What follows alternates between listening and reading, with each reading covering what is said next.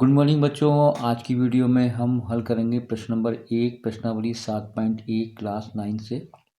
ये प्रश्नावली काफ़ी मोस्ट है क्योंकि ये प्रश्नावली 10th में भी है, तो उसी को देखते हुए आज हम पहला प्रश्न हल करते हैं। और प्रश्न है आपका कि ए बी सी डी में ए सी बराबर ए डी है और ए बी कोण ए को समद्विभाजित करता है।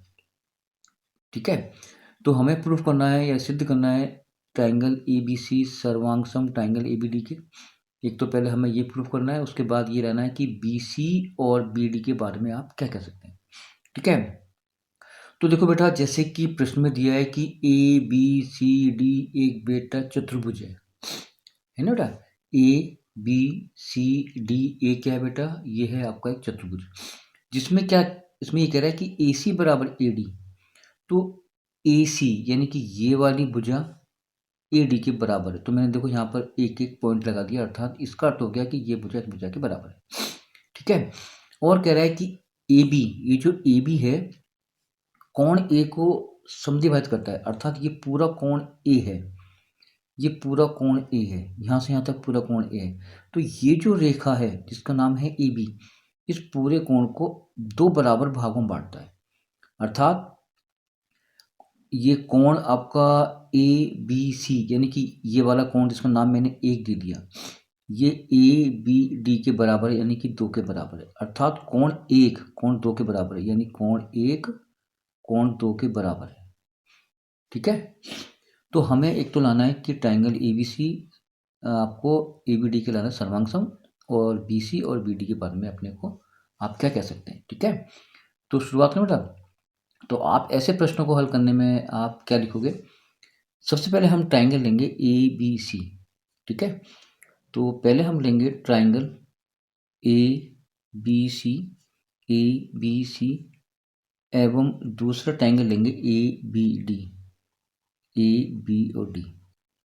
देखो एक बार फिर देखो आप, मैंने एक तो ले लिया ट्राइंगल ऊपर वाला और एक ट्राइंगल ले लिया बेटा मैंने नीचे वाला। ठीक है, अब इन दोनों को अपने को सर्वांग सम करना है गणित के नियम के अकॉर्डिंग। तो देखो बेटा, इस वाला जो ट्राइंगल है उसकी ए सी भुजा इस वाले ट्राइंगल के ए डी के बराबर है, तो मैं यहाँ पे लिखूंगा ए सी बराबर ए डी। ठीक है, और ये मैंने लिया नहीं है, ये मैंने प्रश्न से लिया था तो दिया गया है, यानी कि जो चीज़ प्रश्न में होती है ना, उसको आप अगर यूज़ कर रहे हो यानी उपयोग कर रहे हो तो आपको लिखना पड़ेगा कि दिया गया है। ठीक है, देखो एक चीज़ तो आ गई, ये वाली भुजा जो है ए बी, देखो दोनों में काम आ रही है, लेकिन उससे पहले अपन कोण ले लेते हैं। कोण एक बराबर कोण दो, देखो ये वाला जो कोण है एक, ये बेटा दो के बराबर है जो कि आपको दिया गया है, तो ये भी बेटा प्रश्न में दिया गया है।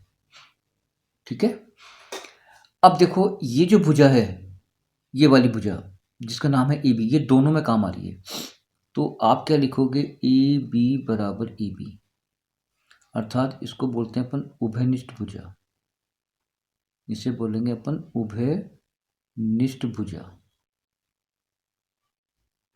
ठीक है, अब इसको एक बार और करने क्लियर, एक बार मैं दोबारा आपको करूं clear. A B C D बेटा एक है चतुर्भुज, जिसमें क्या दिया है कि जो ए सी भुजा है वो ए डी भुजा के बराबर है। तो ये देखो यहाँ मैंने एक चिन्ह यहाँ लगा दिया, एक चिन्ह यहाँ लगा दिया, तो इसका अर्थ ये हो गया कि ये वाली भुजा इस भुजा के बराबर है। ए बी जो रेखा है ये बेटा इस पूरे कोण ए को दो बराबर भागों में बांटती है, अर्थात ये यहाँ से यहाँ तक का जो कोण है मैंने नाम दे दिया एक का, यहाँ से यहाँ तक कोण इसका नाम दो का, तो एक बराबर दो के। तो आपको प्रूफ करना है कि जो ट्राइंगल ए बी सी है वो ए बी डी के सर्वांग सम है। ठीक है, तो मैंने देखो बेटा पहले ट्राइंगल लिया ए बी सी, ये देखो ऊपर वाला, और फिर लिया ए बी और डी। ठीक है ना, इसमें देखो ए सी भुजा ए डी के बराबर है, तो मैंने देखो यहाँ पे लिख दिया। ठीक है, कोण एक बराबर कोण दो, ये मैंने लिख दिया, और ये दोनों मैंने कहाँ से लिए थे बेटा, प्रश्न में से। ए बी भुजा है, ये दोनों में काम आ रही है, तो मैंने ए बी बराबर ए बी, इसको बोलेंगे उपनिष्ठ भुजा। ठीक है, अब बच्चा यहाँ देखो नियम क्या लगता है, यानी कि आपने ये तो तीन नियम दिए, क्योंकि सर्वांग सम में तीन नियम होना अति आवश्यक है, तीन चीजें होना आवश्यक है। तो यहाँ पर नियम लगेगा एस ए एस, एस मतलब भुजा कोण भुजा, यानी कि कोण बीच में आना चाहिए, भुजा कोण भुजा, तो एस ए एस का होता है भुजा यानी कि साइड, ए का मतलब कोण एंगल, फिर एस है तो भुजा, तो ये नियम होता है, ठीक है, भुजा कोण भुजा नियम से, यानी ये नियम लगा दिया हमने। तो इसका अर्थ ये हो गया कि जो ट्राइंगल ए बी सी है, ऊपर वाला ए बी सी जो है वो बिल्कुल बराबर हो जाएगा किसके, ट्राइंगल ए बी डी के। क्लियर? तो देखो आपका एक चीज तो हल हो गई, तो पहला प्रश्न तो हो गया हल, यानी कि जब वो चीज हल हो जाती है तो वहां पर लिखना अपने को इति सिद्धम, ठीक है, ए बी सी सर्वांग ए बी डी, ये पहला हो गया। अब आपको इसके बारे में वो ये पूछ रहा है कि आप बी सी और बी डी के बारे में क्या कह सकते हो। तो इसका अर्थ ये होता है बेटा, जब ये पूरा ट्राइंगल, यानी कि ये पूरा ट्राइंगल जो है, इस पूरे ट्राइंगल के सर्वांग सम है, अर्थात हर चीज बराबर है, तो ये भुजा भी इस भुजा के बराबर होगी, ठीक है। तो आप यहाँ पे क्या लिखोगे, सर्वांग सम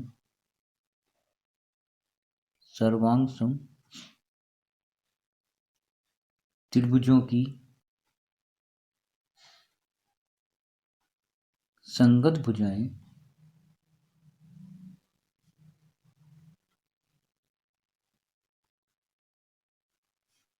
समान होती हैं,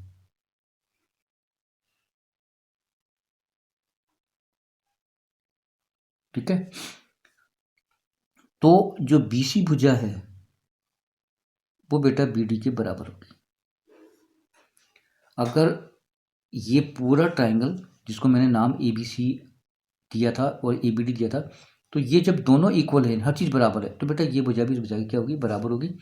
तो हमने लिखा सर्वांग सम त्रिभुजों की संगत भुजाएं भी समान होती हैं। ये आपका दूसरा टॉपिक हल हो गया, अर्थात इसको लिखेंगे अपन इति सिद्धम।